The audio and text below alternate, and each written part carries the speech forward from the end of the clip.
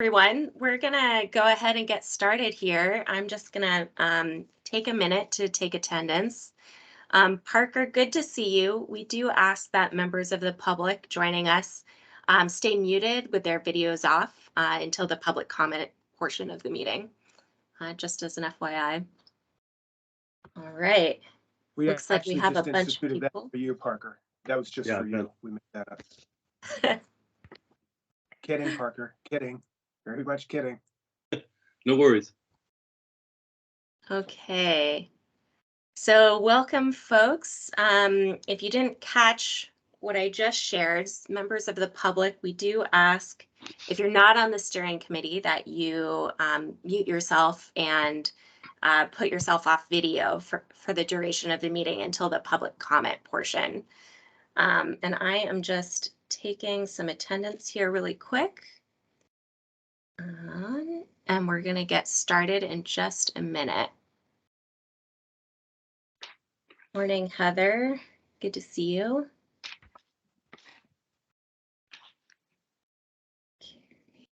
Great.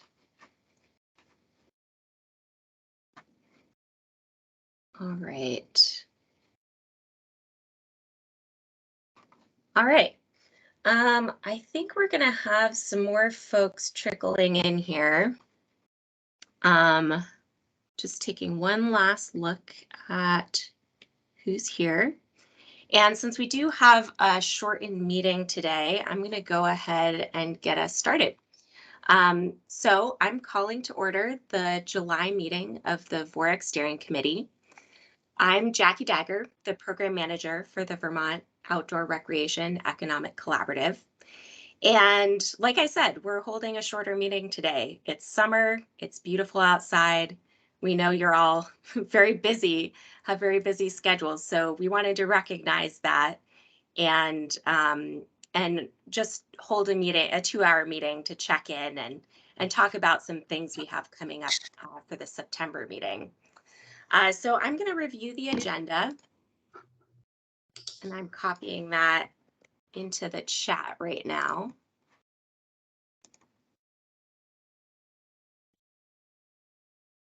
And hopefully you all are seeing that. So we're here at 9 a.m. We're in welcomes and introductions.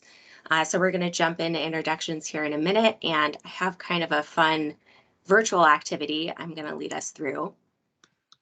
Around 9:10, we're going to start our business meeting and talk about updates in the outdoor recreation economy sector updates.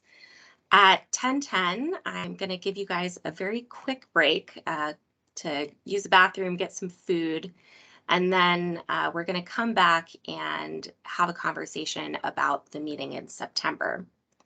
Around 10:50, we'll start to wrap up with public comment and other business, and then adjourn at 11 a.m. So we have 2 hours together this morning.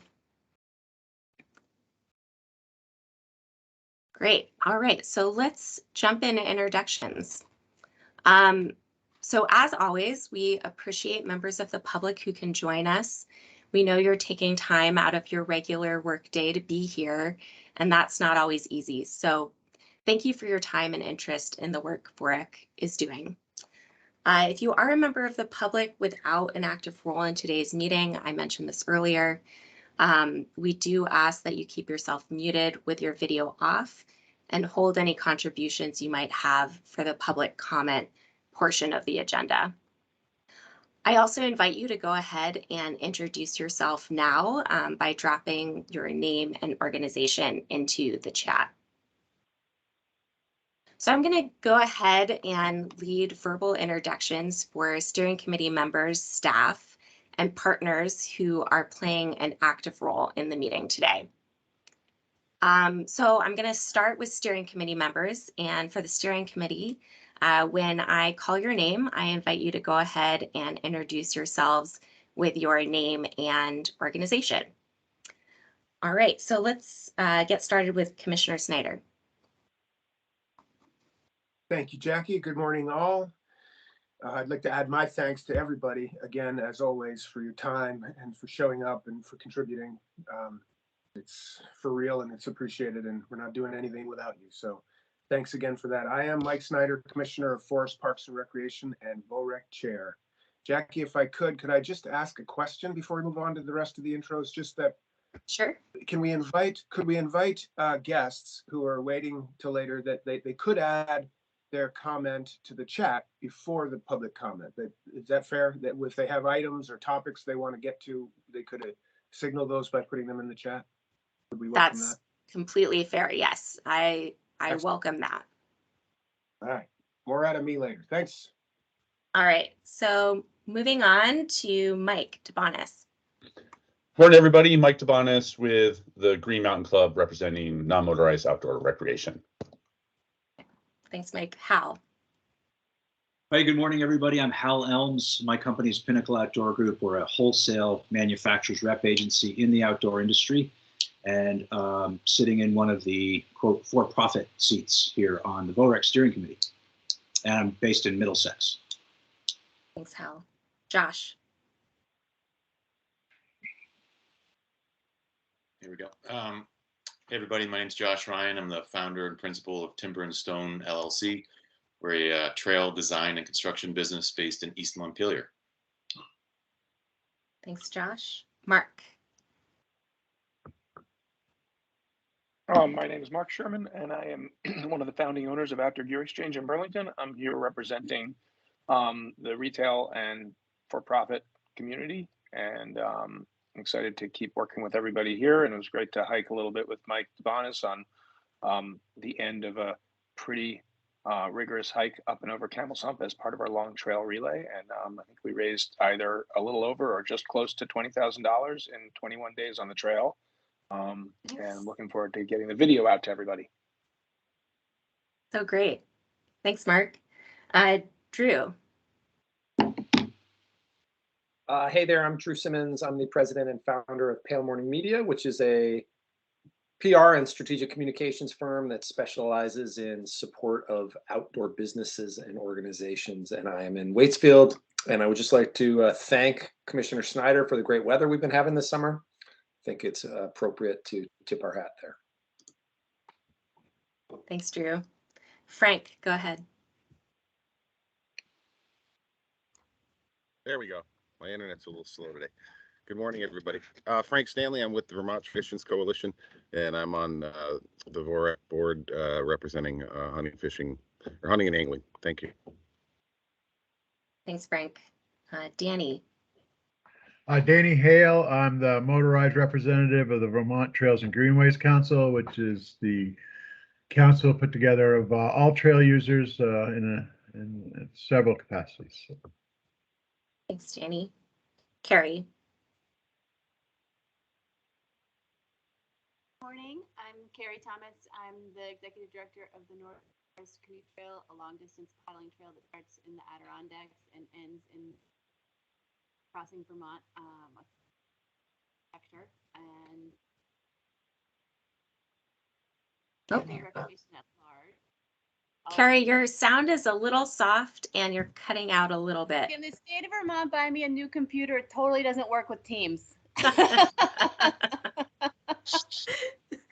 We'll do our best. All right, I swear it works with everything else. It's just Teams. Anyway, I'm a outdoor recreation member at large and of course have a focus on waterway access. Great, thanks, Carrie. Fraser. Good morning, Fraser Blair, leadership team of the Orvis Company, representing manufacturing, Southern Vermont, outdoor industry. Good to see you all. Thanks, Fraser. And I believe we have... Jackie, can I just say, Fraser, my staff has been really complimentary on everything that Orvis has done around the recent Roe v. Wade decision. I just wanted to recognize that. Oh, thanks so much for saying that. Really appreciate hearing that. I'll reflect that back. Great. And I believe we have Shelby Seams on the phone. Shelby, go ahead. Yeah, and my dog. Sorry about that background noise. Hi, everyone. Shelby Here I am with the Trust for Public Land, representing the conservation nonprofit sector on the steering committee. I'm joining by phone until 10 and we'll be on video point. So good to hear everyone. Back to you, Jackie. Thanks, Shelby. Did I miss anybody on the steering committee? Might have joined late. Okay, hearing none, I'm going to move on to introductions from our partners. So when I call your name, please go ahead and introduce yourself with your name and organizations. So I'm going to start with Kelly. Good morning, everyone. I'm Kelly Alt. I'm the Executive Director of the Vermont Outdoor Business Alliance. Thanks, Kelly. Caroline. Hi, I'm Caroline Zeilinga. I'm the Executive Assistant for Commissioner Snyder, which includes getting to support VOREC. Thanks, Caroline. Becca. Thanks, Jackie. I'm Becca Washburn, Director of Lands Administration and Recreation with Forest Parks and Rec, and here supporting VOREC. And Heather. Hi, good morning, everybody. I'm Commissioner Heather Pelham from the Department of Tourism and Marketing, and here to fill in for Josh Hanford and give an update from ACCD and BDTM. Thanks for being here, Heather. All right, did I miss any partners playing an active role in today's meeting? Okay, great. So just quickly, I wanted to note that Abby Long, Kim Roop, Jean Gervais, and Josh Hanford, our Commissioner Josh Hanford, are also on the steering committee, but are absent today due to scheduling conflicts. So before, I did mention that I had a virtual activity for us before we jump into our business meeting. So I'm going to explain that now. And so today's meeting is what we hope is the last meeting we'll be holding in this sort of pandemic format of all virtual meetings. Moving forward, we want to start meeting together in person again on a more regular basis. Although we're still working out what that looks like, and we'll be holding virtual meetings still as well.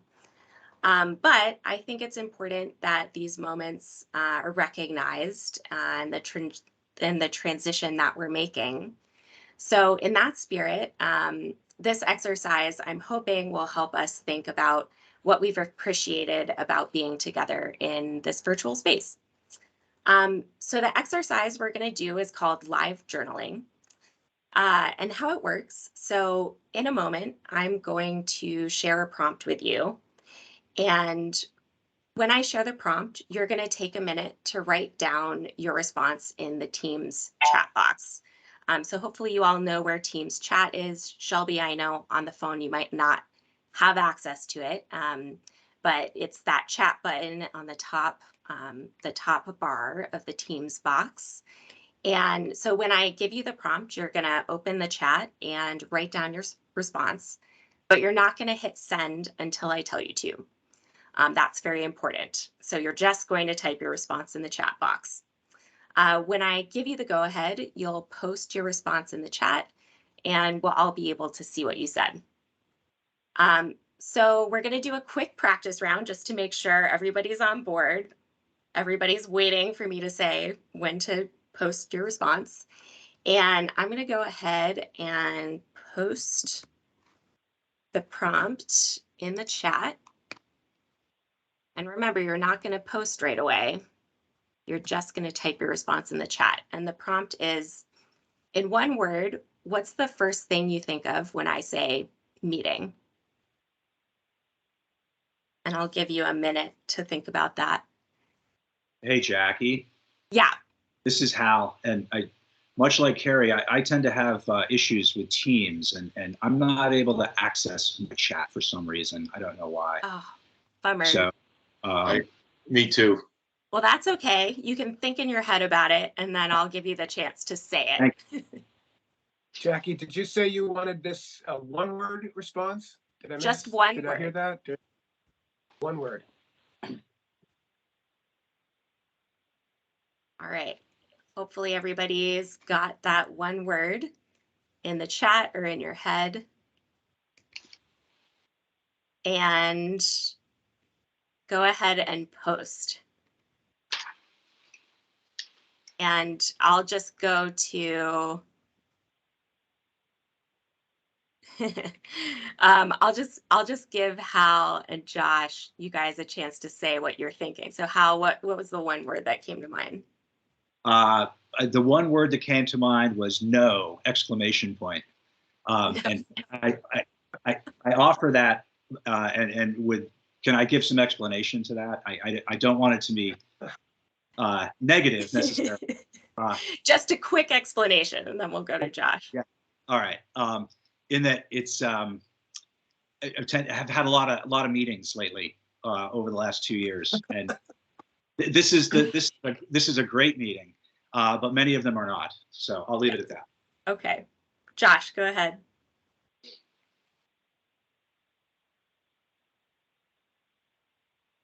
Josh, there we go. Yeah, there you go. In person, is that in person preferred? It's 3 words. Sorry. Okay, great. Yeah. And Shelby, if you have a this is word Shelby too. oh yeah. Learning. Learning, great. And I'm seeing a lot of good words in the chat too. Frank, I appreciate your word fun. I agree.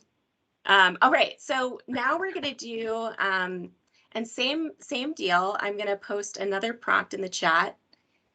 And for folks who don't have access to the chat, I'll give you the chance to say your response verbally. Carrie, I see you have your hand raised. I'm trying to figure out, I can only see my response in the chat. I can't see everybody's. Is there a setting that allows me to fix that? Oh. Or maybe Jackie, would you mind reading them out if it's the one word? Yeah. I can do that. Carrie, Apologies. try closing your chat. Carrie, try closing your chat and then opening it again. That worked for me.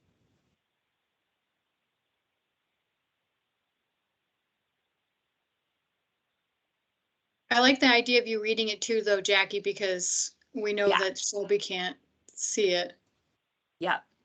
So I'm seeing brainstorming, connection, people, and just a reminder, the prompt was, what's the one word that comes to mind when I say meeting? Which, question mark, muted, time, travel, fun, and Zoom.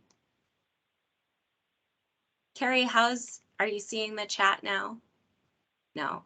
All right, well, I will just plan to read out responses so we're all in the loop and can benefit from the learning. Okay, so I'm gonna paste the next prompt in the chat, and remember, I'm giving you a couple minutes to just write your thoughts in the chat, and don't post until I say to, and then we'll go around and read out some of the responses. All right, so the prompt is, what have you enjoyed about meeting virtually? What have you enjoyed about meeting virtually?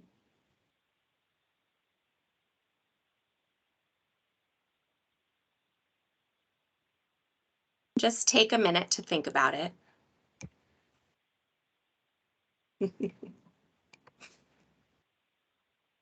Don't look at Carrie's response. Remember, we're not posting yet. We're just typing in the chat. I'm not very good at following instructions. Me neither. That's all right. Apparently.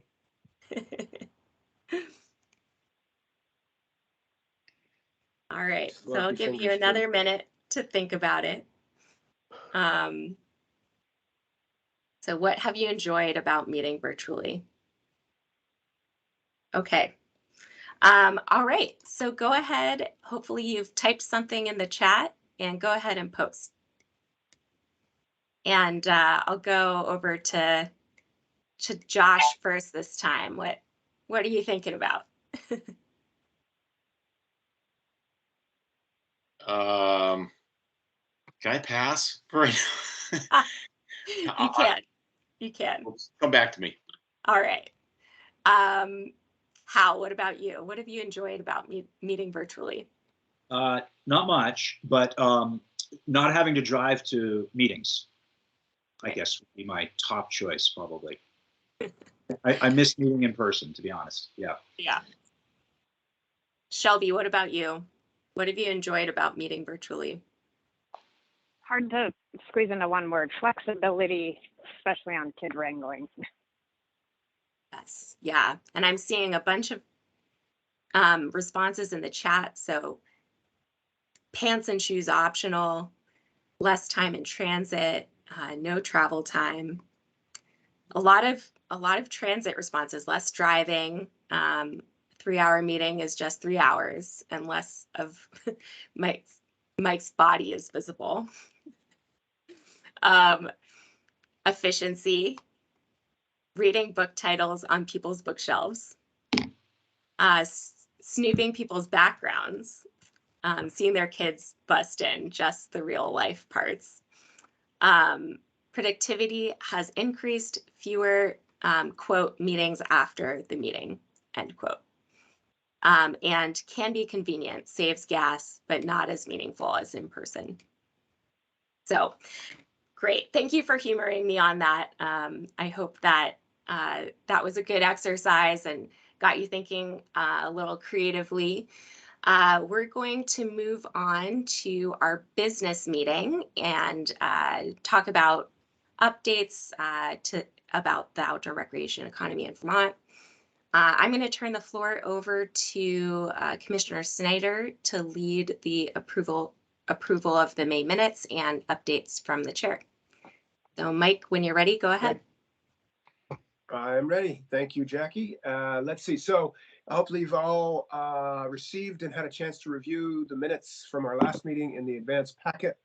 And so I would be requesting a motion to approve those minutes to put them on the table. Motion to approve. I'll second it. Was that Fraser and Danny? Yes. Thank you. Yes. It's been moved and seconded. Any discussion of the minutes, corrections, comments, any discussion whatsoever of the minutes? Give an extra beat because of mute buttons and things like that. Okay, hearing none. All those in favor of approving the minutes as presented, please say aye. Aye. Aye. Raising hands and thumbs, otherwise indicating affirmative, is also accepted. Thank you. Any opposed, please say no. Hearing none, you've passed the minutes from our last meeting. Thank you. And thanks as ever to Jackie and Caroline for their contributions in capturing our minutes and recording them and filing them. So shall I just roll into some updates, Jackie, for my part, as per usual? Great. I guess I'd start with things we spoke about last time, because I think we were right near the end of the legislative session.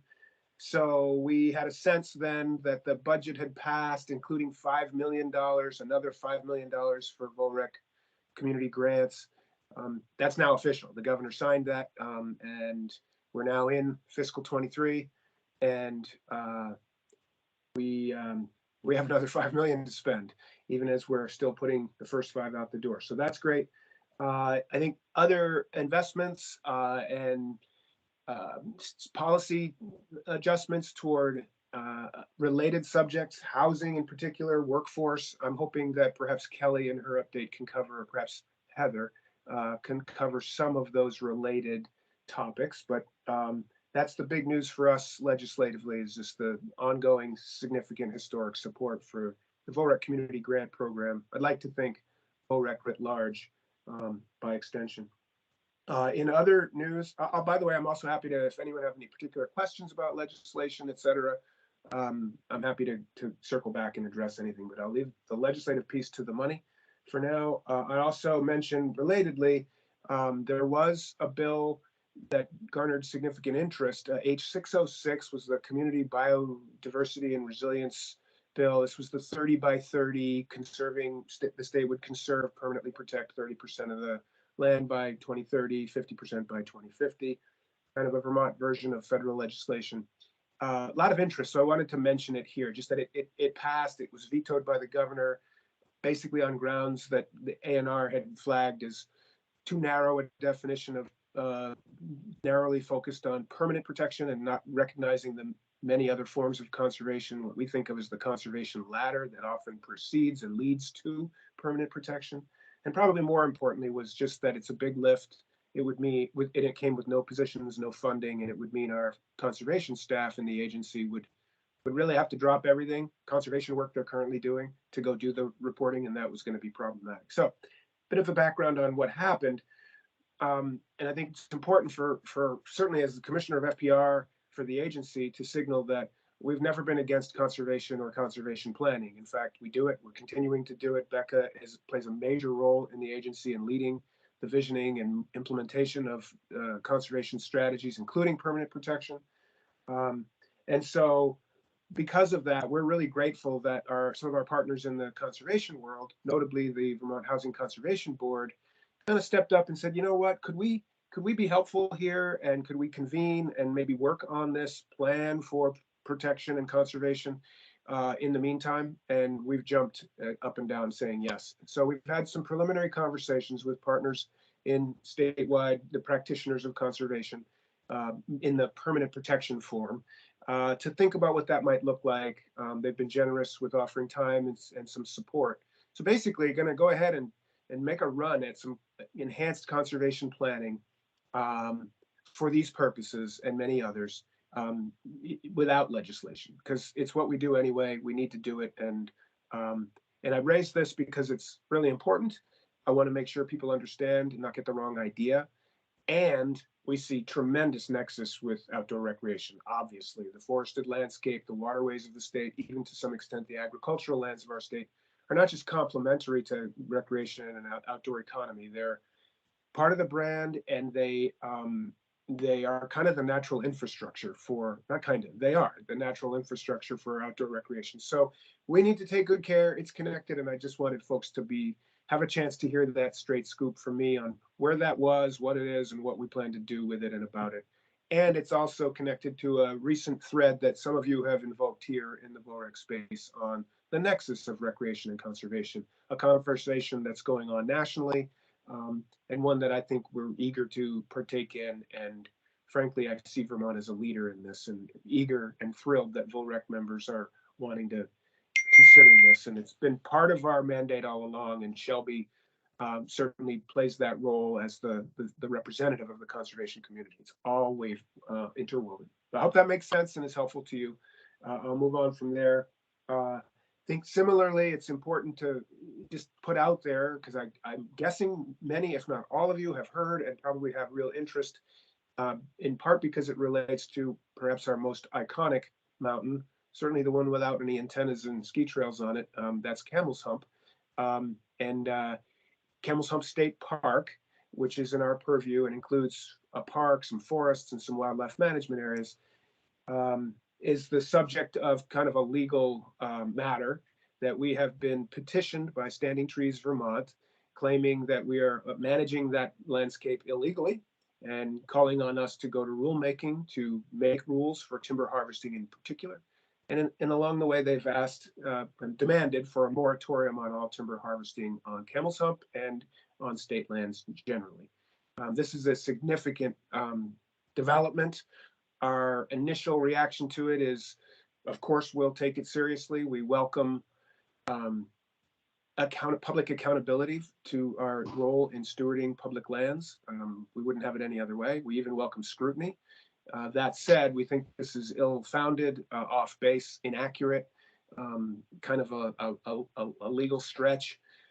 We'll react and respond within the 30-day window, transparently and appropriately. And I'll keep you all informed as we settle on as an agency on what our response will be. But it'll likely be to try to help people understand that these are really good questions. These are coming from a good place. Climate change, biodiversity, they're real pressures. The appropriate use of public lands, those are great conversations, and we're not going to run from them. And we feel also very strongly about the law of this land and the science that is quite settled on the matter. The law stating very clearly in multiple statutes that this is the appropriate role of this commissioner and this department for these public lands. the commissioner is already statutorily authorized and encouraged to sell forest products and timber and other forest products. It's actually in the same statute that Standing Trees petition references. So we have I'm guessing we're going to have a comprehensive and somewhat mixed response that will not run from or be overly defensive, but really more in a posture of let's talk about this and let's make sure we get this right, and some education as well along the way. So stay tuned on that. I think it's been a long time coming. And again, I think all of us have asked our staff to cop this same attitude, is that, okay, let's talk. This is good. Let's make sure we never want to do anything that's inappropriate. We don't think we are doing anything, certainly not illegal. And many good positive benefits come from the way we manage these places. And we also at the same time support the letting some forests grow old for their many benefits of old forests. That's why we worked hard on historic legislation with current use to allow for such. And the vast majority of state forests and state park lands will grow old without timber harvesting, the vast majority of them. And we'll make that all clear and known. I hope that's helpful to folks to give you some context for what's going on. It's in the news, not always accurately presented. That's our take, and really looking forward to, kind of proceeding, because as I say, legitimate concerns about climate, biodiversity, legitimate questions about management and the appropriate role for public lands. Let's have these conversations, and that's our take. I hope that makes sense. I guess lastly, I'd like to just follow up on another thing I mentioned last time, was that asking folks to understand and to help us and to be patient as we work through just a historic crisis of capacity and resources in our business office in particular, with transitions, change, people being on leave, people leaving and then us not being able to rehire in quickly. So it's really been caused quite a scene. Many of you are quite familiar with it directly because you have some business functions with us and are rightly frustrated probably by delays, etc. Simply just continuing to keep it on the list, let you know it's real. We're grateful for lots of help from ACCD and elsewhere. We're sort of a mutual aid, all hands on deck to try to dig out. We're doing that. Becca and other leaders in our agency are really focused. We've brought new capacity, added a position, and the big finish here is that we have an offer out and a verbal acceptance to a new director of finance and administration, likely to begin with us within a couple of weeks, and that's the best news I could possibly give you. Pretty sure there's a light at the end of the tunnel. Pretty sure it's not an onrushing train. That's the update from here. Happy to take questions. Jackie, shall I pass it back to you to MC from here on the rest of the updates? Yep, sounds good. And I'll just pause a minute and see if anyone does have questions about any of the updates. Clarify might share. or take comments too. What's on your minds. Go ahead, Carrie, go ahead. Please. I just wanted to ask, what's the moratorium? Is that a request, or is that, effectively happening? How is that panning out? It's a component of the petition, and there's no requirement. And really, this whole thing comes under the Administrative Procedures Act, commonly known as the APA, where rulemaking is concerned, and so where we can either sort of go to rulemaking and just sort of do what they ask. We can repeal or amend an existing rule or procedure, or we could tell them in writing that we're not going to do it and why. So we have broad latitude in what our response can be. We're likely to respond more than what we're required to, but I don't think we're going to respond with, sure, we'll stop doing timber management and habitat enhancement and water quality protections, et cetera, recreational access improvements, all the things that we do that involve timber harvesting and are mostly paid for by timber harvesting. So there's no requirement, and so we're not stopping, but we're going to take stock and make sure that we've got this all, we're doing things the right way, et cetera. Hope that helps, Carrie. Great. Appreciate your interest. Shelby on the phone here. I don't want to jump ahead of anyone that I can't Go ahead, see. Shelby. You're Okay. in. Go for it. Great. Well, thank you for all of those updates and comments. I think really, really helpful to have the perspective on the 30 by 30 piece, as well as the update on Camel's Hump. And I was curious, I think, well, to flag for the rest of the steering committee, and I think, Jackie, you've teed this up for what we're going to discuss the latter half of this conversation, is how do we build a conversation around conservation interests for VOREC and the outdoor industry at our upcoming in-person meeting later in the year. And I think I'm really eager to hear others' perspectives on and share within our brainstorming later in the second half of this meeting. And then I was curious on two detailed questions. One on the Camel's Hump stuff. What are the dates of the 30-day comment period? Like when we, when things have to get filed? We're required to respond, I believe it's July 16th. July 16th. Okay, great. And then my other question was, and I'm sorry if I missed updates on this, but was there the hiring on the recreation program manager position? Oh yeah. Are there any It's updates coming there? Becca, Oh, okay. That's Great. I want to jump all over all these things, but we got to save some stuff. That's Becca's territory. Actually, that's She a led that. really good. Fair enough. She gets there. You go. That's a really good segue. And Shelby, if you have another question, go ahead. But if No, not, that's it. Thanks. I'm going to move on. Great. And turn it over to Becca. We're going to start what I'm calling our other sector updates. So these are partners of VOREC in the outdoor recreation economy. So Becca, I'm going to turn it over to you for update on the Department of Forest Parks and Recreation, Division of Lands Administration and Recreation. Go ahead. Thanks, Jackie. And Shelby, I was planning to lead with the Recreation Program Manager position because I am pretty excited about where we're at. We advertised, we received 46 applications, of which 29 were determined to be eligible, which I think provides a really good competitive field for us. We have a fantastic search team made up of FPR, Fish and Wildlife staff, and a representative from the Trails and Greenways Council. Oh, Mike, did I already miss something important? Sorry, Becca. Are you supposed to be clapping? Yes. It just might be helpful for some to get a reset on what the position is, because it's Jessica, but it's been changed. So some may know Jessica, some may not. So just level set on what the position is, because it's darn important. Sorry. And absolutely. It was everything in the kitchen sink when Jessica did it. We're trying to narrow that down a little bit so that it's more focused on supporting the outdoor recreation community's work on private land, partnerships with municipalities, and of course with us as one of the largest landowners in the state. So I think the through line through this position's work is really what it means to provide the support and be a technical resource for our recreation partners. That's going to look like coordinating and providing support to the Trails and Greenways Council. Certainly the modernization of the Vermont trail system that we've talked about a lot in conjunction with the Act 250 work.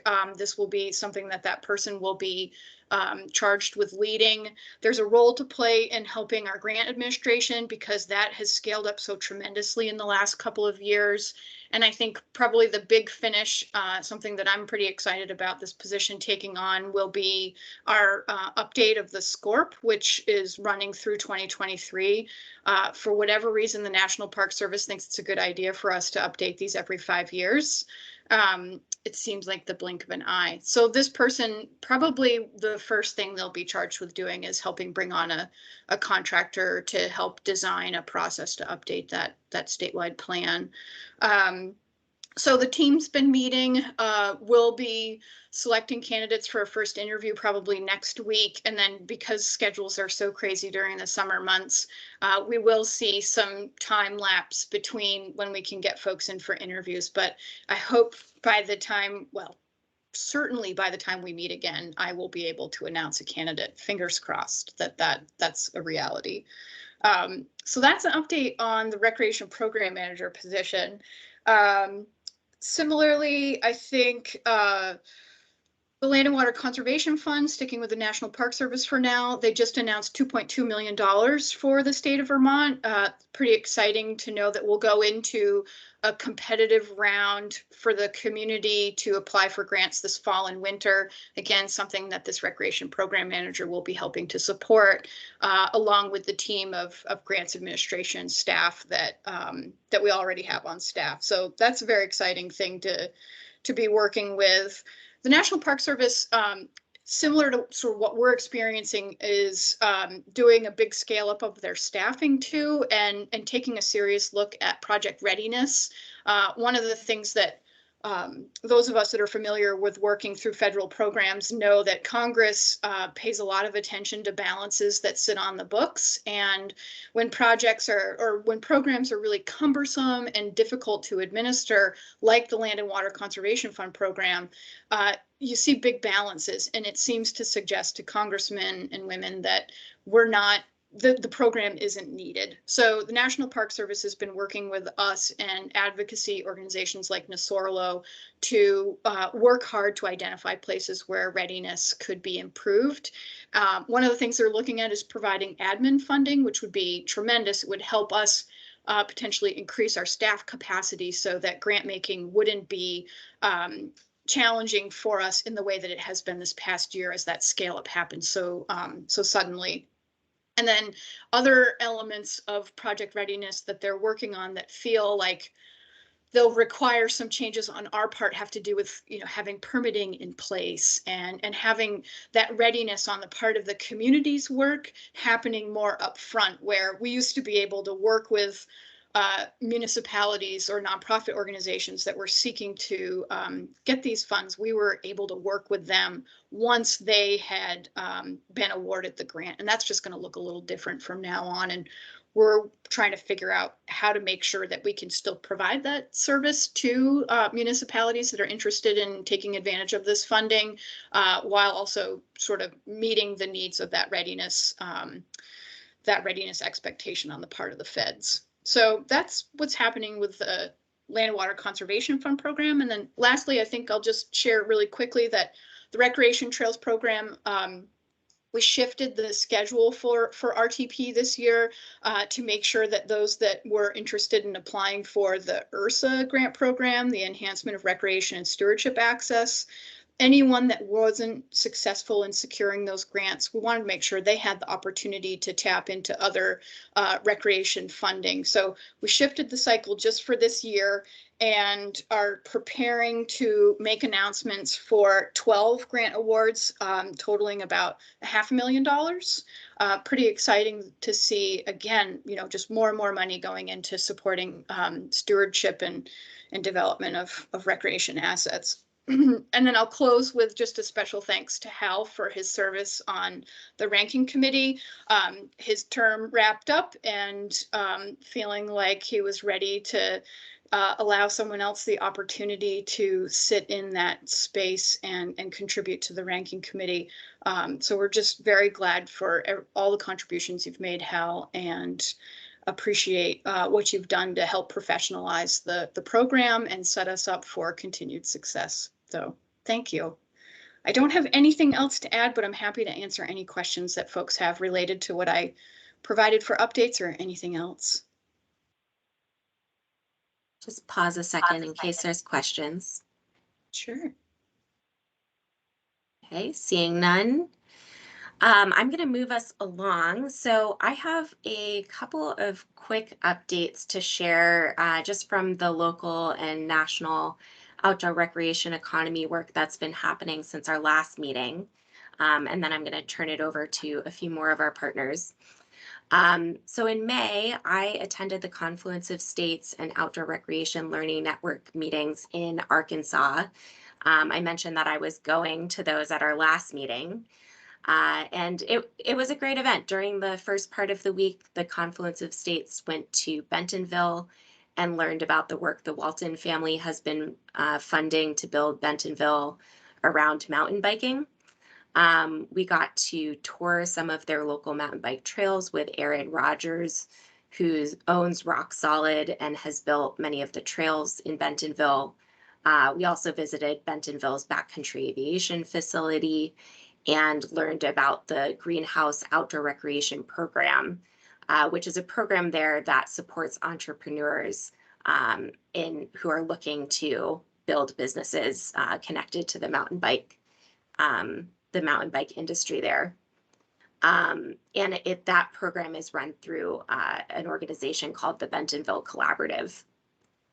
During the second part of the week, the Confluence of States joined members of the Outdoor Recreation Learning Network and participated in panel discussions on advancing equity in outdoor recreation, federal legislation in support, or learned about federal legislation in support of outdoor recreation, and learned about the importance of data in creating a narrative to support state outdoor recreation offices.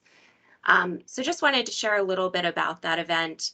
If you are curious or have questions more specifically around the things that I learned or took away, I'm happy to connect separately or take any quick questions now.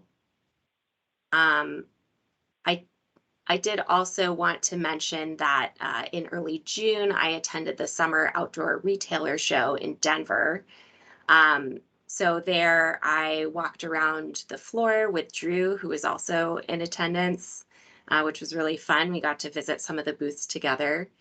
I also attended some of the panel discussions on trends in outdoor recreation, outdoor equity grant programs that states are standing up, and a panel on state outdoor business alliances that was put on by the State Outdoor Business Alliance Network.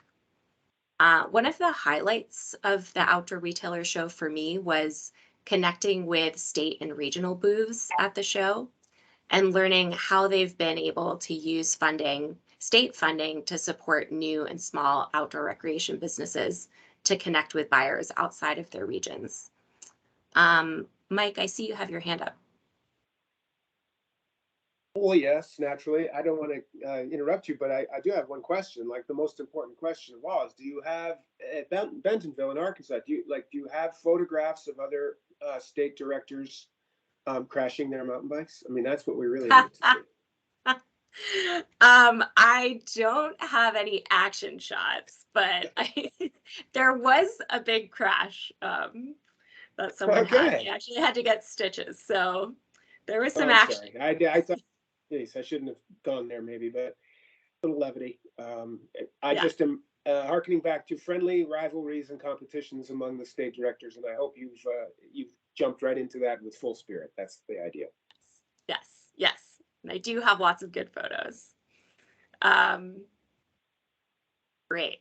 Well, I'll just pause for a second and ask, are there any other questions about those events? Again, I'm happy to chat individually about what I learned and takeaways from those events separately if anyone's interested in that. Carrie, go ahead. I just wanted to suggest that it would be really cool at some point in the future to hear more about the incubator program you were talking about around kind of getting businesses and kind of the communities ready to further support the mountain biking program. And, I think that Vermont can think about that not just around mountain biking, but in a lot of other ways. Yeah, that's a great point. I can put that on my list of action items. All right. So quickly, I'll just also mention that Kelly and I had the opportunity in June to go to the 360 Adventure Collective New England Summer Expo, which was held in Manchester, New Hampshire, and Hal was there as well. So it was great to get to connect with Hal and see Pinnacle Outdoors in action. And it was, I think my goal going to that show and attending with Kelly was to learn more about the format for regional shows that a lot of businesses and representatives are turning to right now. And it was great to see that format. And then secondly, the other goal was to be there with Kelly and to represent VOREC's partnership with the Vermont Outdoor Business Alliance. So we actually, ahead of the event, created a little half pager that describes VOBA and VOREC and how we work together. And I won't share that with you now just because of time, but I will send that out after the meeting just so you can see how we're describing that partnership. Great. So I'm going to move us along to our other sector updates just due to time. And if you have any other questions, please definitely feel free to reach out to me directly. I'm going to go over to Commissioner Heather Pelham for the update from the Agency of Commerce and Community Development. Go ahead, Heather. Great, thanks, Jackie. And good morning again, everybody. Thanks for letting me join this morning. I will be happy to give an update as was prompted earlier, Mike, in terms of some of the legislative investments that were made. But I thought I would just start with more of my area of expertise, just to give a brief update on what's going on with the Department of Tourism. I could start by saying summer is off to a busy start. I don't think I need to tell anybody else about that, but it is exciting. You know, we know how important visitors are to our economy. And so just seeing that even with inflation, that folks are still coming in, the Canadian border is open again, it's really important for the sector as a whole. So even though we still see this pent up demand for travel, Department of Tourism, you know, it is our role to keep Vermont top of mind. We didn't receive any additional federal funds this past session, but due to savings from past CRF funding in 20 and 21, we are able to put out a $1.25 million campaign this summer and fall for folks who have followed tourism's budget over the years. This is so unprecedented, I can't quite put the words to it, but it is very exciting. So, you know, we lean on outdoor recreation in almost everything that we do in terms of telling Vermont's story. The way we do that is through, you know, a variety of mix of tactics. You know, a lot of our budget, significant amount, about 30 to 40% goes into digital advertising of all different forms, display, video pre-roll, connected TV, and so forth. One thing that we are doing this summer, which is a little bit different, is that we're actually running two parallel digital campaigns. One is targeted specifically to net new visitors. So folks in our secondary plus market, we call it, which is Eastern Seaboard plus New York, New Jersey, Pennsylvania. Folks who have not spent any money in Vermont in the last 4 years, but have spent elsewhere in New England. So we're hoping that some of the learnings from that comparison with, you know, folks who have been regular visitors here will help us prove the value and the return on investment of our advertising, which we are forced to do all the time. But as Mike says in his work as well, we're happy to have that scrutiny and looking forward to, you know, we are bringing on more and more tools at our disposal to be able to communicate that effectiveness of our work. We also invest heavily in sponsored content. We found this is a great way for us to tell the story of Vermont on not only a broad brand awareness level, but it gives us a chance to highlight specific businesses, destinations, you know, events, and so forth. So we work with a couple of different vendors on that. Matador Network is one where they did a scenic back roads piece for us this summer. And we also work with them filming this past winter to get a little bit ahead, which is also very exciting for the department to not only be working in the season, but they're doing a new video for us for winter, focusing on the culture of skiing in Vermont and some of our indie ski resorts. So looking forward to that coming out this fall. We were working with Free Hub on a digital travel guide for mountain biking. They were here this summer and dedicated. I don't know if folks are familiar with that publication, but really beautiful work that they do. And they've created this additional digital travel guide for us. Working with Outside and Backpacker on a biking feature.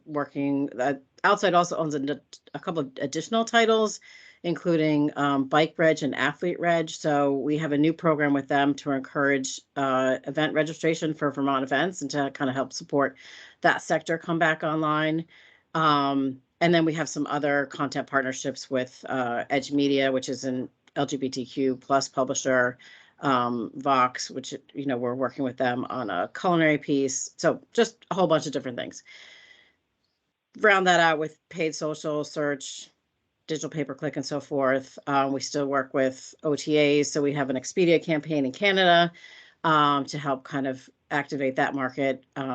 And also we work with TripAdvisor domestically. And then last tactic I'll mention is just that we do have an out-of-home buy in the New York City market this fall. We're sharing the creative share voice with Amtrak to be able to promote the extension of the Ethan Allen line to Burlington, as well as basic brand awareness. So that's digital and static boards on bus shelters and so forth in Manhattan and Brooklyn, as well as static boards along the Connecticut shore on the commuter rail line. So that's pretty exciting for us, how all that shakes out. I can, report on that in a couple of months, but it is exciting to be able to put that level of investment behind our work. I did want to also mention briefly, I'm not sure how many folks were following. We didn't have nearly as much grant money as VOREC, which is a wonderful thing for VOREC, and I completely support that. But we did have $600,000 of our own money to give out for regional tourism and economic recovery grants that kind of followed on a similar program we did in 2020. These grants had a maximum amount of $30,000, but they were to help businesses and communities recover. We got 41 applications, 22 were funded, and those projects are coming online this summer. So just to highlight a few of them that might be interesting for folks here, we were able to give $30,000 to help launch the first annual Battenfield Fly Fishing Festival. I was able to go down for that event. That was exciting to see that come together. $30,000 to Northern Forest Center, who are developing digital maps and curated adventure guides for folks in the Northeast Kingdom. Another $30,000 to Vermont Adaptive for help them produce video and photography content to highlight accessible adventures in the Mad River Valley, as well as Killington, Rutland, and on the Burlington waterfront. And then also $30,000 to the Vermont River Conservancy. This one, I can't wait to see how it all comes together, but they're building an interactive map with over 50 swimming holes, boat launches, paddling trails, etc. And in companion with that, 6 Spanish language videos promoting those activities that you can do here in Vermont. And I can put in a chat, there's a report that we did on that program if folks are interested in learning more about that. Again, just some other brief updates. VDTM does have a new sponsorship process, which is really exciting in terms of this money we've been able to send. So we're able to bring more influencers to the state and help us support some larger events this summer, including the Enduro Mountain Bike Fest at Burke in August and the US Open for mountain biking in Killington. And then I guess the last piece I'll mention on funding as far as tourism and hospitality is that folks may have heard about this. There will be more to come on this, but due to a different provision in ARPA, Vermont is slated to receive $10.4 million as a state tourism grant from the EDA, Economic Development Administration. That funding level was based on our proportional losses compared to other states through COVID. I know anyone has probably heard me been saying this for like the last 6 months, but we are still working on exactly what that scope of work is going to be with the EDA. But now that the session is over and our summer campaign is launched, we can actually work on pulling all those pieces back together again. So that is going to include, we are able to use that money for destination marketing, which is unusual for federal funding. So we'll be looking to do, not only just looking at our marketing programs, but to do some more strategic planning work, as well as some visitation research and a brand study, hoping to launch some more grant programs. And then again, working with industry partners on some business development projects, and then also destination development projects. So been talking to the team over at FPR about, how we might be able to work together on that. So can't wait to circle back on that. And I think that's just one thing that I think is really interesting in terms about these grant programs, and I love sort of like the continuum or the synergy between the different departments, is that, I think of all the work that VOREC is doing in what I would call destination development, and then, we can come in and help promote those communities and those experiences, to folks coming in to make sure that all of that work that folks are doing is known as widely as possible. And then again, I'll try and keep this brief, and Jackie, let me know if you want to cut me off. Yeah, I do want to leave enough. I do want to leave enough time for other partner updates, but Heather, if you could keep it pretty brief, that'd be great. Absolutely. I was just going to mention that in terms of the type of legislation that was passed this session, I think the largest ones to kind of focus on for economic development is there will be $40 million now available in the new community recovery program. That is kind of a rework of the capital investment program. I can put a link in the chat to the first grants that were just announced in that program. And then also there will be $19 million available for our forgivable loan program with VITA that's going to provide up to $350,000 to businesses who are still suffering from losses. And then, again, maybe I'll just put that in the chat. I have a couple talking points of workforce development programs that were funded and housing programs that were funded. They're just really short, but if folks want to take a look at that, and then I'm sure Josh can follow up, of course, on the housing, but on other programs next meeting if folks have additional questions. Dropping links in the chat sound great, Heather, and I can also follow up with any bullets that you think are important to share with steering committee members. Okay. Well, thank you for the time. Before you segue, Jackie, I just say, Heather, Commissioner Pelham, thank you. We should have you in more often. That's great stuff and clearly connected, and love your drive and enthusiasm and ability to communicate it. So thank you, and keep work. Stick with us. It also reminded me when Heather mentioned, it's busy summer already. I should have told you by way of update, and this would be really fast, but we had a nearly historic year in visitation in Vermont State Parks last year. I checked yesterday, we ran some numbers. We are officially ahead of last year at this point. So Drew, your work with the weather really is working because it really helps. But I mean, to be ahead already of a historic season it just shows I keep saying we're onto something here. So, and that's Vermonters and our guests, not just tourists. Anyway, there you have it. Good stuff. Thanks, Heather. Thanks, Mike. Thank you, guys. All right, I'm going to move us on to Danny for an update from the Vermont Trails and Greenways Council. Go ahead, Danny. I truly will be brief. So not a lot new from our last meeting. We had our annual meeting, and the focus has been on since then. We set some, I don't know if they're long or short term goals for the next 6 to 12 months, and I'll go over them again. It's securing a part-time staff position. That's really critical. This is a very busy time of year for all of us. We all have more than full-time jobs, so it's really difficult for us to continue to move forward with the Trails and Greenways Council stuff, which includes engaging the legislators with our educational document that we prepared. We're still working on our BMPs, the modernization of the Vermont trail system. These are all things that we continue to talk about working on, but the capacity for us to do it is difficult. We did field a survey of past, present, and potential members to try to get a good idea of what their common needs and the concerns and what exactly they would like to see us doing in the future. So we're putting that together, and I believe we mentioned last time we've launched an online membership platform, so it's easier for members to join the council now. So, working on it at what our capacity allows us. That's it. All right. Thanks for the update, Danny. Kelly, I'm going to go on to you next for an update from the Vermont Outdoor Business Alliance. Okay, thank you. And hello, everyone. Good to see everyone on Zoom, hopefully on the trails and outside this summer. Just a quick note on the legislative updates.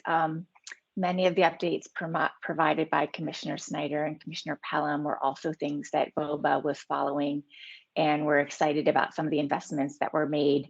I did pull up my notes from the last VOREC meeting where I presented some specific workforce programs that were funded in S11, and Commissioner Pelham mentioned a few, but maybe I'll just put those in the chat because I have a few other updates I wanted to focus on. But if people have any questions, I'm happy to follow up afterwards about them. And I did also note in my bullets, how it kind of relates to outdoor rec in some cases, how those programs can really help our sector. So that is a nice link.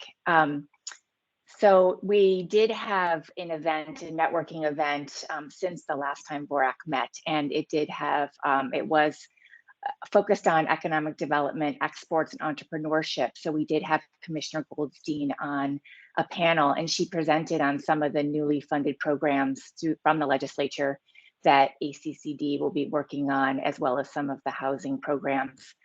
So that was great to promote to our business members about some of these funding sources that will be coming available and are helpful to the sector for various needs.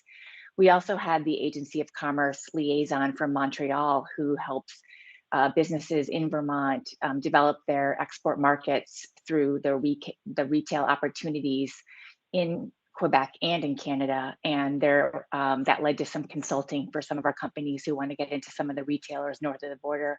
So that was a nice way. We're trying to support business development and exports to our neighbors, with our neighbors to the north. It also featured several entrepreneurs, some startup businesses, to talk about their story as a way to really inspire mentorship and resource connections with other small and medium-sized businesses in Vermont that are working their way to scale up or find new markets or meet some of the demand that has been mentioned this morning regarding outdoor recreation. On the marketing front, I am excited about our partnership with Vermont Department of Tourism and Marketing under an Agency of Commerce Northern Borders grant. I mentioned our partnership with Vermont Sports Magazine in May to publish the next outdoor playgrounds. Here's my show and tell again. This was in the May issue. It features 11 of the VOREC communities that were funded in this year's cycle and identifies where to shop, play, stay, eat in those communities, tries to tell that story about these emerging destinations and encourage people to patronize some of those local businesses to get geared up or get toured out on the trails or in the woods. So that was a nice partnership. And then as also part of that grant, we are developing a collaboration around diversity marketing. And we've arranged for a photo session later this month with a number of businesses, including Darn Tough, Turtle Fur, Petroglyphs Climbing Center, Local Motion, and Audubon Vermont. They are all providing products, equipment, and BIPOC instruction services to a group of 10 BIPOC models that have been arranged by one of our outdoor organization partners, Powered Magazine.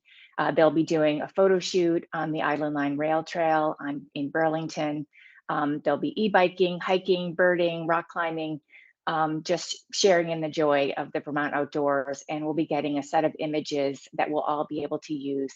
The collaborators that are involved, but also we'll be sharing those with the Vermont Department of Tourism and Marketing. And we'll be also telling the story about the vision for Vermont for inclusivity in the outdoors. And so this event is more than just getting a set of images that represent, that showcase an underrepresented population, really finding joy in the outdoors and learning new skills. But it's also about a vision for Vermont that we want for the future, that we are all outside and finding, tapping into that joy in the mountains and on the rail trail and on the waterways together. So that's a really exciting collaboration that I'm excited we're a part of that's coming together. Also part of our justice, equity, diversity work as an outdoor business alliance is a developing statement on reproductive rights and liberties based on the recent Roe versus Wade decision. So we'll look for that.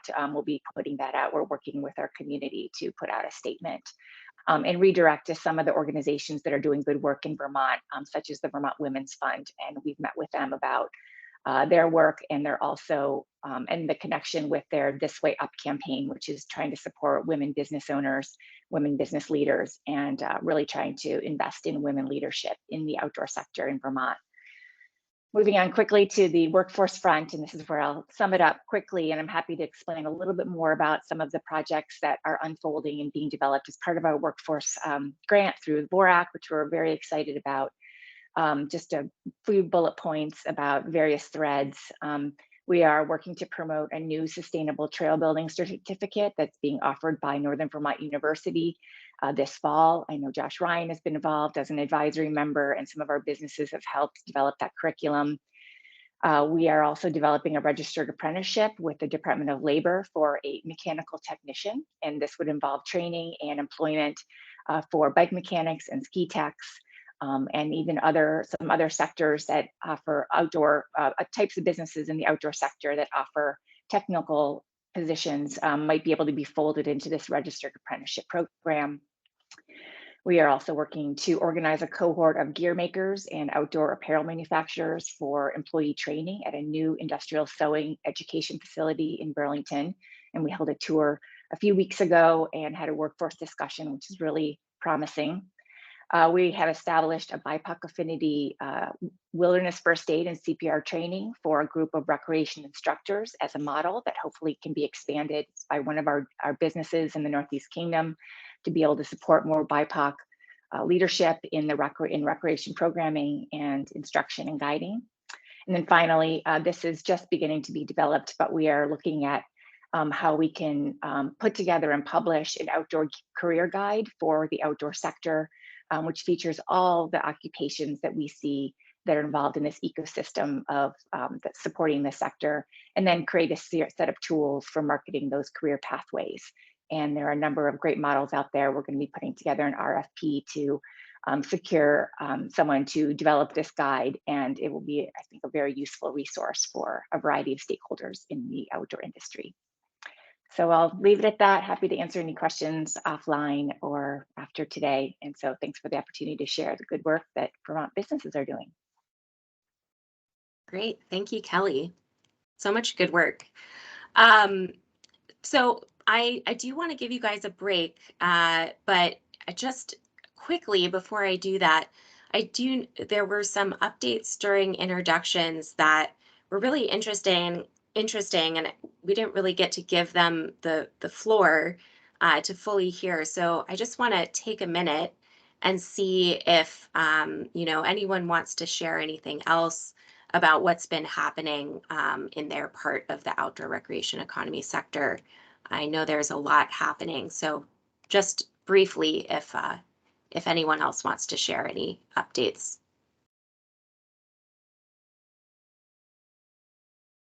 All right. And hearing none, I do invite you, if you do have things going on that you think the other steering committee members should know about, feel free to email those to me, and I'm happy to forward those out to everybody so that we're all in the loop on what's going on, because it sounds like a lot of really great work happening right now. All right, so I'm going to give you guys a quick break to use the bathroom, grab some food. We are going to come back at 10:15 and jump into a discussion about our meeting in September. So 10:15, I'll see you guys soon.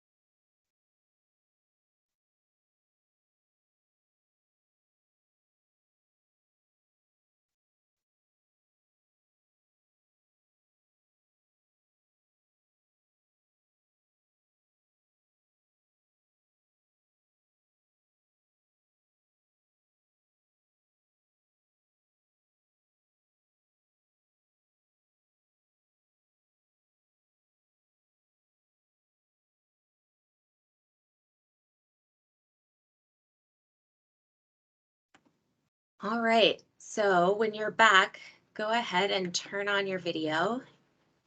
Let me know that you're ready.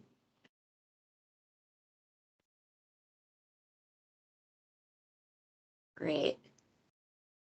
I'll just give people one more minute.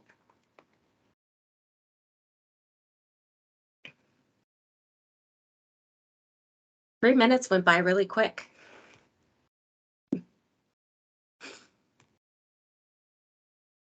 Okay, just want to make sure that we have everyone back with us. Awesome. All right, well, I'm going to keep us moving since we have about 45 minutes left together. This meeting is going by really quick. So as I mentioned earlier, we are aiming to hold our September meeting in person. This marks our progress from being in more of a pandemic virtual mode of work to evolving into a new format for working together with new goals. So to help set the stage for our work in September, we wanted to take a moment during the second half of this meeting to look at where we're at as an organization, what that means, and the direction we plan to head in together. So with that, I'll turn the floor over to Mike to share some of his observations and kick off this conversation. So Mike, go ahead. Okay, Jackie, thanks. As our team gathered and we've been thinking about things and planning, I think I just had a bit of an outburst, and Jackie said, "Hey, why don't you start us off with that?" And that outburst was simply an observation that I made, having been around a while. I kind of made a comparison in my mind to the beginning, way back in 2012, I believe, was the beginning of the Working Lands Enterprise Initiative, which has a lot of parallels here. It was born out of a grassroots sense that the working landscape of farms and forests of Vermont was fundamental and highly prized by Vermonters of all kinds, valued for all that it does, and that it was important to galvanize around it and form a platform for policymaking and investment. And so it had a similar origin story, and then it came through legislation as opposed to executive order. But it was formed, and a board was formed, and I was similarly appointed as an ex officio by dint of title, a board member, and we had to build that airplane while flying it, and then including making grants out to businesses in the farm and forest sectors. And the simple observation is that, having been there for the conception, the reaction to public, requests, the creation, the legislation, the funding, the bylaws and charter, and how we operate, the grant program, the tracking of granting, and metrics for outcomes. All of that's been done on the working land side, with lots of warts and bumps and difficulties and mistakes even along the way, I'd say. But an enormous amount of coming together and an enormous amount of kind of level setting and really normalizing. Like, people talk about that stuff like it's just the way it is, the working landscape of Vermont. It wasn't that long ago, no one said that. And now you can't turn on VPR without hearing about it, for example. My point here is that it struck me as like a very similar arc, that this VOREC thing came out of a upswell of grassroots community and interest. Many of you on the meeting here still were founding members that made the call for this. A similar background, a similar flying the plane while building it, figuring it out how to do this, making a grant program come to life, putting grants out, all of the same work. And I'm simply saying, I think both are really important and historic in our state, and we're way ahead of this is happening faster than it happened on the working land side, and with way less agency support. Like, working lands had funding for administration, for staff. This never has. And so I just wanted to share that we're in this growth stage and sort of kind of figuring, we've kind of planed it here. We got Jackie, we're going 2.0. We've talked a lot about these things, like there's the building of it. And I just thought it was others seem to think it was worth noting that we're actually ahead of the game, if you think about it, the way these things go when initiatives like these are formed and built. from concept to impact in our communities, this is happening faster than it did there. And I just offer that as like, way to go, rah, rah. And if anyone's thinking, boy, this is kind of drudgery, well, it can be, but please know if you zoom out, it's actually pretty quick drudgery with real impact. And that's the, I hope that's helpful, Jackie, or what you were hoping I would do.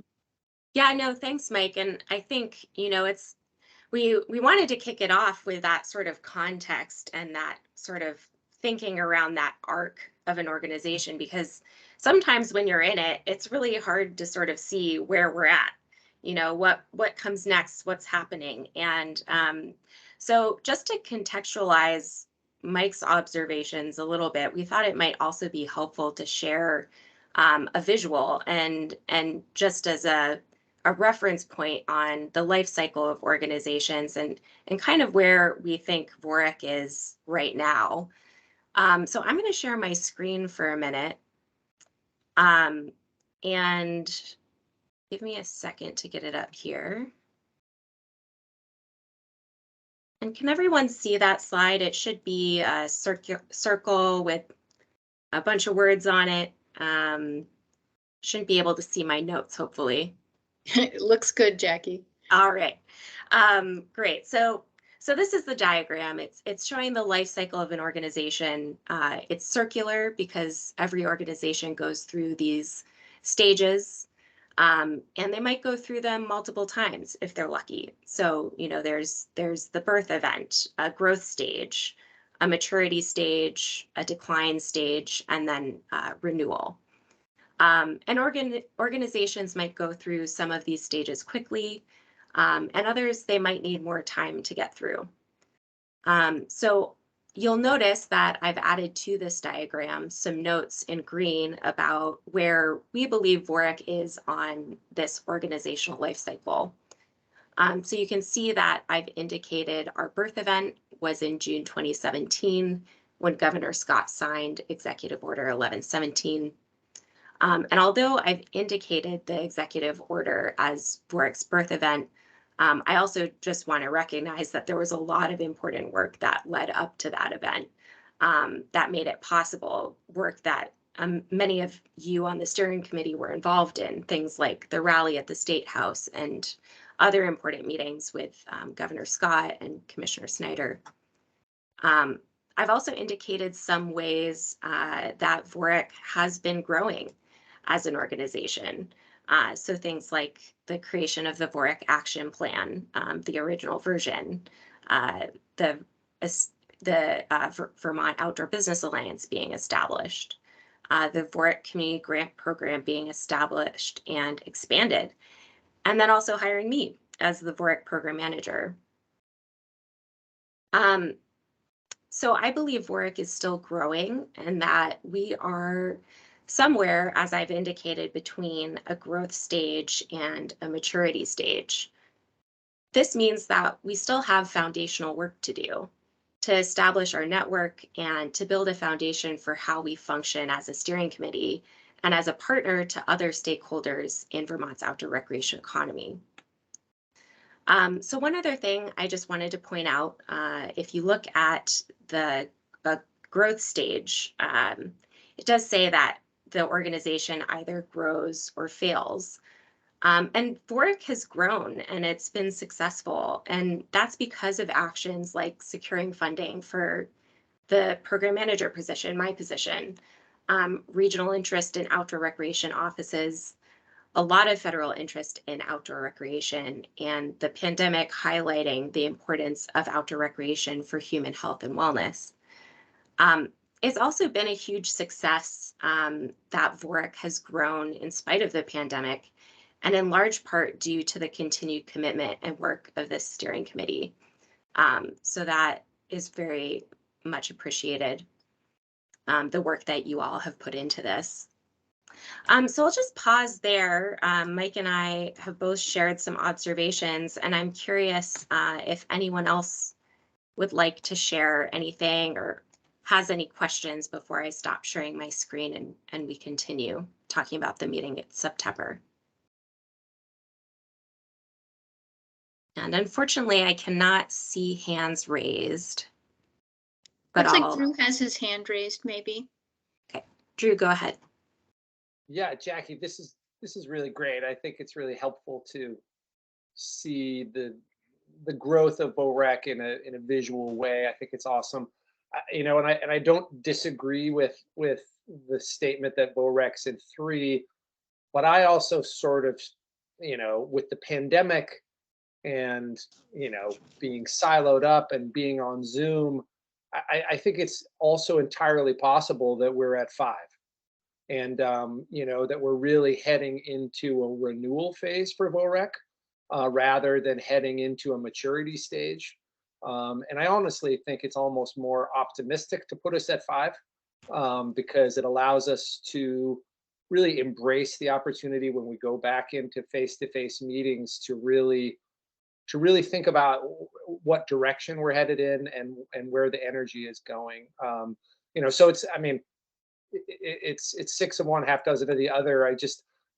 I like the view from 5 a little bit better than 3, you know, because it's just an opportunity for energy and new blood and new ideas. And yeah, just a couple quick thoughts there. Awesome. Thanks, Drew. I totally see what you're saying there. Anyone else? Any thoughts? I'd like to comment. I appreciate Drew singing out about that because, as you know, Jackie, I offered some additional thoughts when we were talking, and I think I appreciate the way Drew put it. I don't think we have to be one or the other, or that it means one is right or the other. This is about how we can think about it. It's helpful to start with. It's a very simplified diagram here, obviously, and so I just want to say that I share a sense that, sure, we could say we're at 3 in a very straight up kind of way, but you can also look at it differently and say we've kind of moved through that. We got to a certain level of maturity, perhaps through, you know, we've kind of stagnated in some ways, but now it's kind of renewal. And I like that too. I think it is a more positive way. I guess for me, it's just the limitation. It says more about the limitations of the visual model than any real true understanding or reflection of our health and readiness. I think it's maybe not so much cyclic. And I mentioned to our team that as an ecologist, I tend to think about models for ecosystem development, and they're not cyclic. They go and they build and they grow, but then they have challenges and, you know, think fires and windstorms, et cetera, in a forest that set them back. And then they respond to those because they have resilience and they come back even stronger. And I'd like to think maybe that's what Drew's talking about, is that we're in this place where we've built, we're somewhere, and we can withstand change, and we can continue to grow and respond to a changing world around us. And I agree, it's a more hopeful placement on the arc, as if you will. A couple more thoughts, but appreciate that, Drew. Great, thanks, Mike. Any other observations about the life cycle graphic where, you know, you've observed VOREC being at before we move on? Right. And I cannot see hands, but I'm not hearing any voices, so I'm going to stop sharing my screen. I do see Drew's hand still up. Drew, do you have anything else to add? Or is that? Okay, great. Well, of course he does. He's just holding back. Drew's always got something to add. All right. So I think the question is, where does that put us for our work starting in September? And like I said before, the desire is for us to meet in person in September. That's what we're working towards. I think there's 3 goals for the meeting in September. The first is just to allow us to reconnect. It's been a long time, and there's been a lot of new faces who have come onto the steering committee since we stopped meeting in person. Notably, Kim Roop joined during the pandemic. Fraser and Danny just joined us in May. I haven't even been in the same room with all of you. So I think it's an opportunity for us to reconnect and do some more relationship building with each other. The second goal is to launch us into more of a robust process to professionalize the VOREC action plan.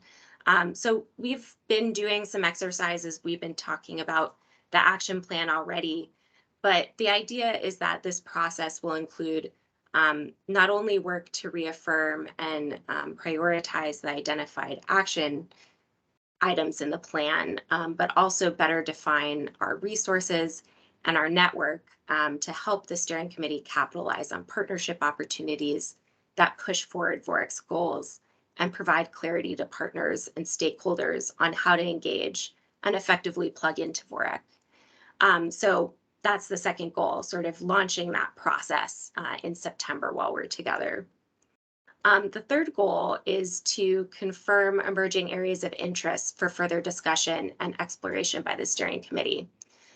We've already been talking throughout this meeting about a lot of areas of interest that have been coming up. And we really want to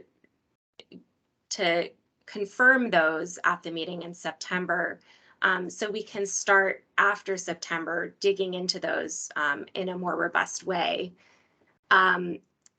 So moving forward from September, the idea would be that we're working on the professionalization of the action plan, and then also digging into some of these emerging topics.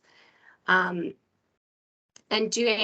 these topics would be things that require consensus building, identifying recommendations that can be provided or that can provide guidance to a broad network of stakeholders.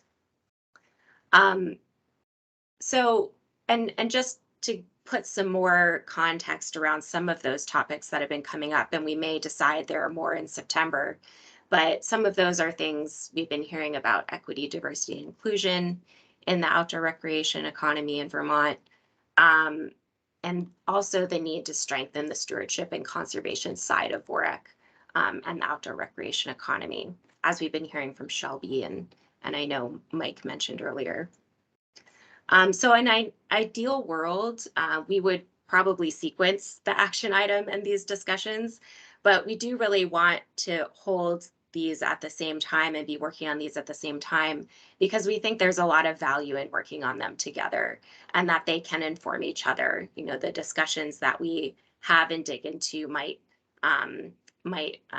bring up things that can inform our professionalization of the action plan.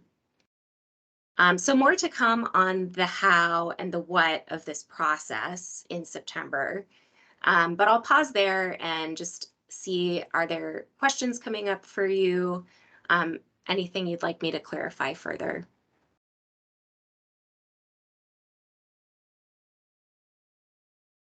All right, great. I want to interject.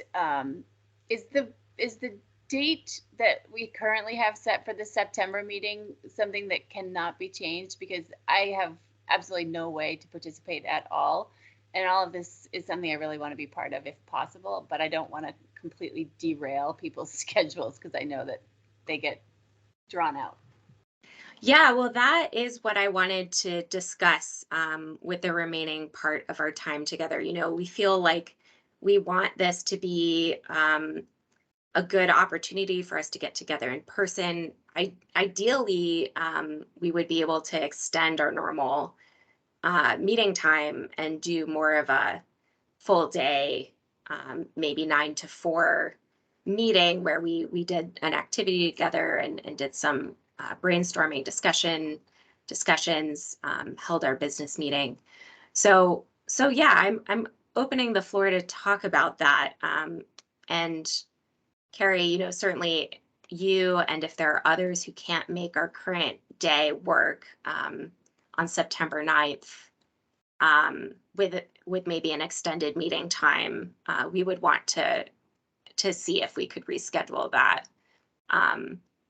Are there others who think the September 9th day would conflict with their schedules, or that a longer meeting would not be possible? Okay.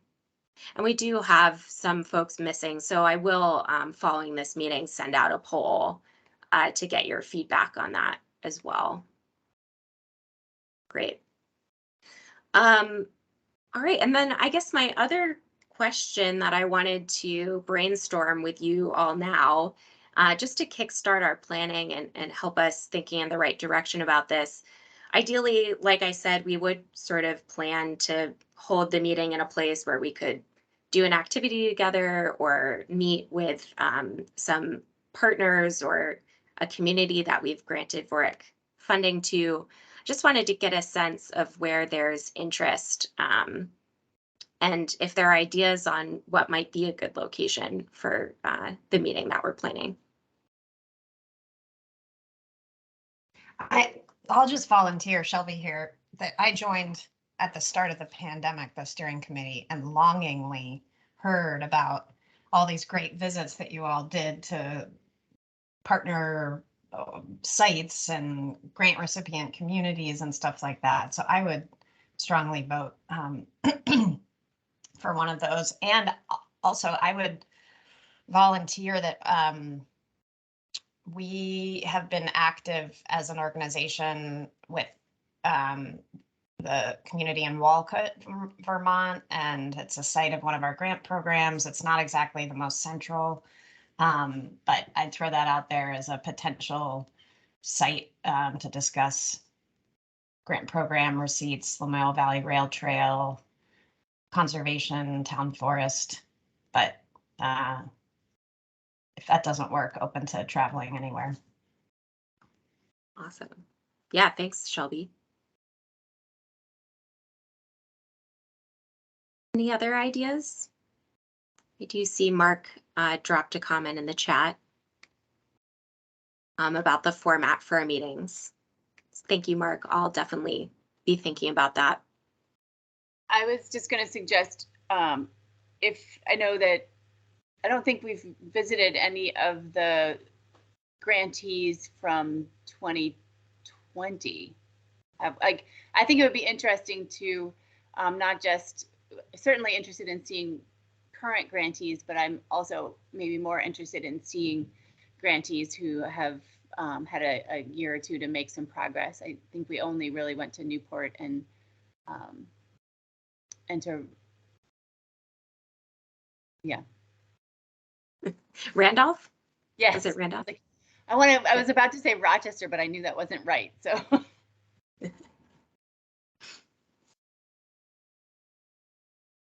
Awesome. Those are great ideas, Shelby and Carrie. Thank you. Anything else? Any agreement on either the idea to go to Walcott and explore that, and or more interest in seeing some of the grantees that maybe have had a couple of years to do some work? I think staying connected with the grantees is a great idea. Just some follow through, some interest. There's probably some things we could learn as we look ahead. Awesome. Are there things that you all would be interested in learning about from some of our grantees who have received grants? Do you have an interest in anything in particular? This is Mike with Green Mountain Club. I mean, I'm interested in hearing from the folks that got money, especially early on, sort of the process that they went through, what worked well, what didn't work well. I mean, I think part of our evolution here is we're delivering a huge amount of money on the ground. So I think to the extent that we can get feedback from those who have been involved in the process early on and use that information to improve the process, change the process, enhance the process would be great. So if there is an opportunity to do that in person, maybe bringing some folks in, there's also probably a way to do that through a survey, but I think getting that information firsthand would be helpful, especially as we're looking at delivering more money in the future. Yeah. I mean, that's a great idea, Mike. I mean, which puts Randolph sort of top of mind for me. I mean, they were one of the first recipients, and there's a variety of outdoor recreation activity going on in that zone, including conflicts with landowner. I mean, they've got the whole package, from organizations, the good news, bad news. So that might be an interesting option. In terms of things to learn as well, I'd really just like to see, the sort of more the financial part of it, like how how the budget and how the grant proposal that was put forth matched up with the reality on the ground and what their experiences are there, just so we can see. I'm really very curious about all of this money that we grant and how it's being used, and seeing the results of it and learning from that. Awesome. I recently was having a conversation about the real economic impacts of outdoor recreation, and it was definitely from a naysayer, somebody who really doubted that local communities and businesses were actually benefiting in any way from an outdoor recreation economy, and calling all outdoor recreation enthusiasts the kind of, they come and they go camping and they don't spend any money, and that they're not really a worthy market sector anyways. And so I think that what it brought up for me, and I don't know that we'll cover it in the September meeting exactly, but kind of it'd be good to have the ability to really understand the economic impacts as we go down the road of these investments, and figuring out either a rebuttal or, what's the real data there? What's the truth in that conversation? Yeah, I think that's a great idea. And we are, with the grant program, as we're looking at grant agreements and what we're asking for as outcomes, we are thinking about, how can we start to capture some of that information better. And not that we haven't been doing that already, but a lot of our original grantees are just starting to wrap up their projects now. So we're just starting to collect a lot of that information. But I think having the chance to maybe talk to one community about those specific outcomes would be really helpful as well, potentially in September. Any other thoughts on things that you'd be interested in learning about? Jackie, this is Frank. I like the idea of going to Randolph to see what they've done. I think that would be helpful. Plus, we know they have a building, so if the weather's not in our favor, we have somewhere to hold a meeting and not be outside getting wet or whatever. So I think something along those lines is great. And I would like to see Wolcott too, Shelby. So I'd be happy with either one. But most importantly, we should have some fun. That's my thinking too, Frank. I think we should have fun together, learn some things. Yeah, look towards the future a little bit.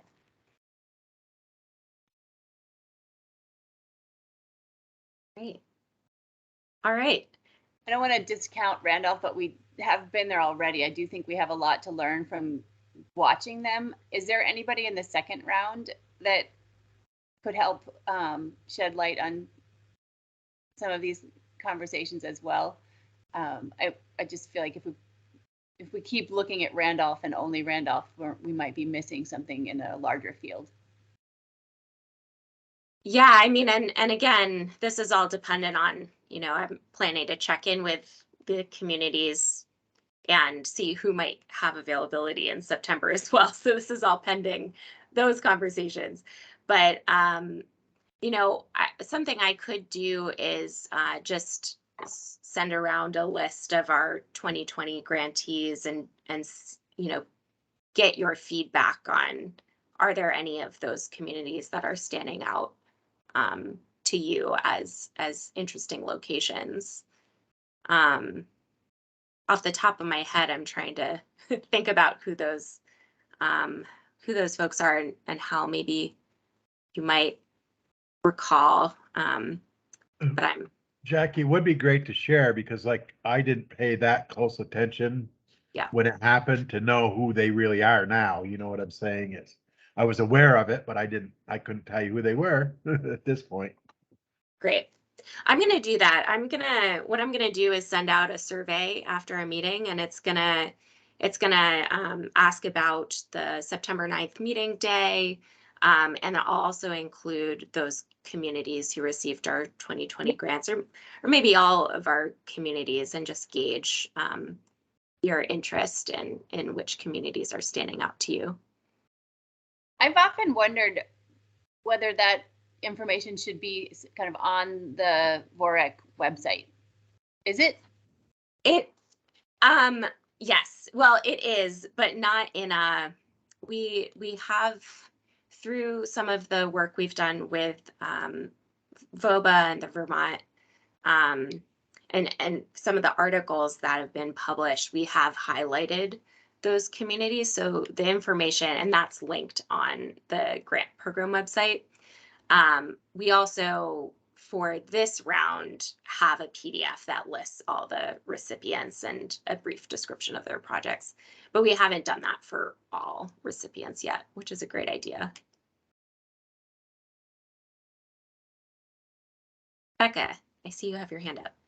Thanks, Jackie. I just wanted to suggest another topic that is certainly on the minds of us as state land managers, but wondered if folks thought it would be interesting to say, visit a community and a recreation organization that is challenged by a location that is experiencing overuse, for instance. Maybe there's parking issues or, you know, challenges with conflicts with neighbors and any other types of things that commonly come up when a place is just extremely popular, where we talk a lot about the increase in recreation participation as being a good thing, but coming with those management challenges. And I think it'd be great for this group to hear from the folks that are really deep in it and are trying to figure it out.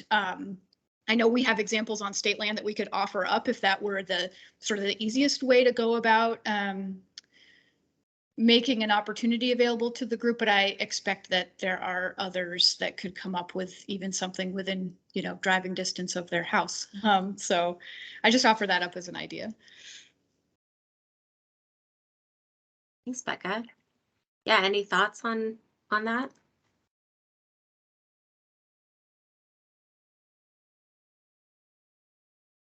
I think we have several years worth of potential meeting sites and topics. I was going to say that all too. good. Yes, and we don't have to try and do everything in September. I think the goal is for this to kick off a new format for meeting together with more opportunities to connect with communities and other parts of the outdoor recreation economy and our partners. Yeah, and I thought I'd throw out too as a topic that actually would lend itself well to a desktop meeting or a virtual meeting would be a learning session on Vermont conservation design. That's been something some of us have discussed around the margins as one of the kind of foundational planning exercises from a conservation perspective in the state, and super sophisticated and revered, I think, and you know, leading to a bit of a discussion about you know, where the gaps are from a recreation planning perspective in terms of toggling between that and our work.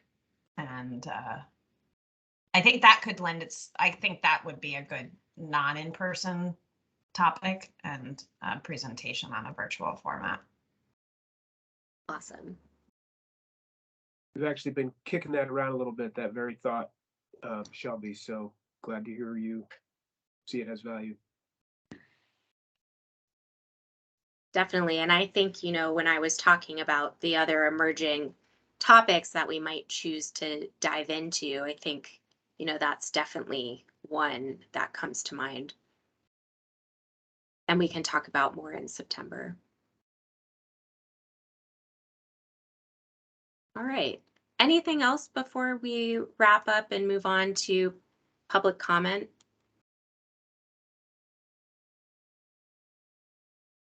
Great. Seeing none or hearing none. So like I said, I have an action item I'm taking away to pull together a survey to get a better sense of, you know, availability on September 9th, which is the day that we've already have held for a meeting, and availability for a longer meeting, as well as getting some feedback on some of those locations. And it does sound like there's a lot of interest in potentially following up with one of our community grant recipients, which I think is a great idea. All right, so with that, I am going to open the floor to any members of the public, members or participants who are not part of the steering committee who are joining to make any comments. You know, you're welcome to turn on your video and unmute and share any updates you have or ask any questions of the steering committee.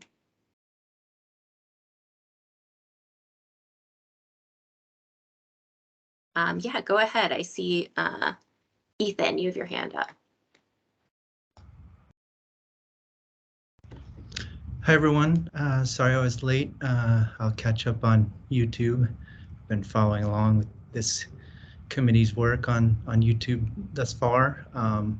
But just wanted to introduce myself, Ethan Murphy, and I'm representing the Middlebury Skate Park project. So I know skate parks are a long shot with this group, but I know there's precedent with Ludlow, and just wanted to say hello, and we hope to give a a very strong application when the time comes. So just wanted to say hello. Great, good to see you, Ethan, and welcome. And yeah, we're the VOREC Community Grant website is a great resource, and we're keeping that updated as we move forward. And like Mike said, there's $5 million more in the 2023 budget, which we're really excited about, and we'll post more information on the website when we have more information about the next round of grants. Great. Don't sell yourself short. Our motto is if you're outside, you're in. So skate parks are absolutely within a realistic purview of what this group is interested in.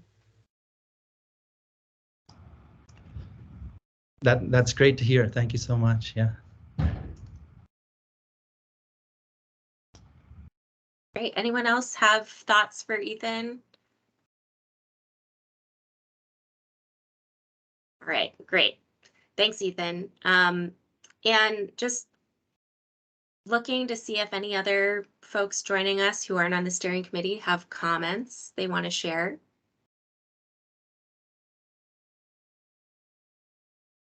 All right.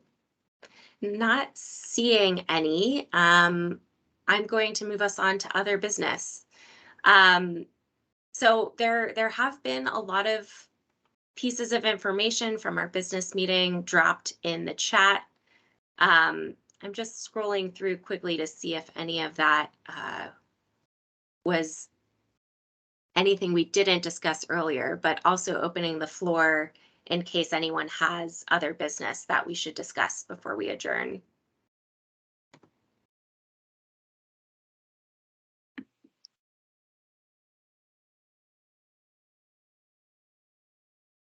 Okay. And just noting again, there are a lot of links in the chat and great, more detailed information about some of the updates that Kelly gave and Heather gave earlier. We'll try and drop that information in the summary of this meeting as well, so you all will have access to it. And with that, I think I'm going to motion to adjourn. We're a few minutes early, but it's a nice day outside, and I hope you guys take the time to go on a walk or get outdoors in some way. So motioning to adjourn, do I have a second? Second. All right, I see Hal and Danny. Perfect. Well, thank you guys for being here. Again, I'm going to send out that survey, and really looking forward to September and hopefully meeting in person. Thank you all. Great. Thanks, everybody. Thanks. Nice to see everybody. Thank you.